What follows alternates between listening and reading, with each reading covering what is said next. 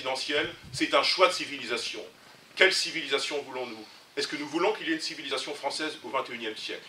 Eh bien, selon le choix que nous ferons entre Céon, que j'ai cité, puis Marine Le Pen de part et d'autre, nous enclencherons une bifurcation de la civilisation française, vers le progrès ou vers la régression.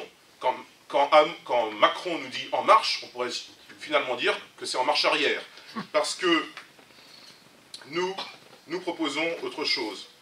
Ça sera des choix finalement très différenciés entre Marine Le Pen et les autres candidats.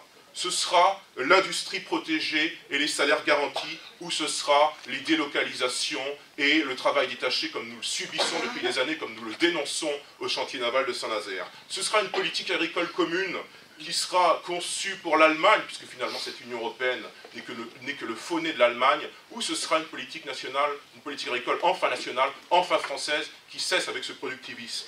Ce sera les méga-traités commerciaux, ce sera le CETA, ce sera le TAFTA, ou ce sera un protectionnisme intelligent, pas l'autarcie, un protectionnisme intelligent, pour préserver nos productions, nos savoir-faire, nos emplois industriels ou agricoles.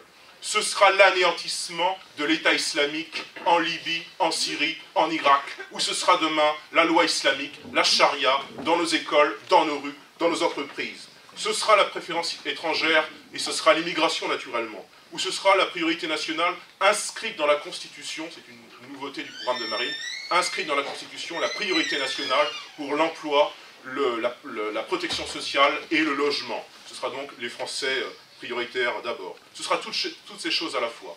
Alors, mes amis, il faut nous mobiliser pour que toutes ces choses ne soient pas simplement que des mots comme ça dans une réunion publique, des mots sympathiques, mais il faut demain que ces mots deviennent une réalité, qu'ils s'inscrivent aussi dans le marbre de nos lois, dans le marbre de notre Constitution, et qu'ils permettent que demain la France s'en sorte véritablement.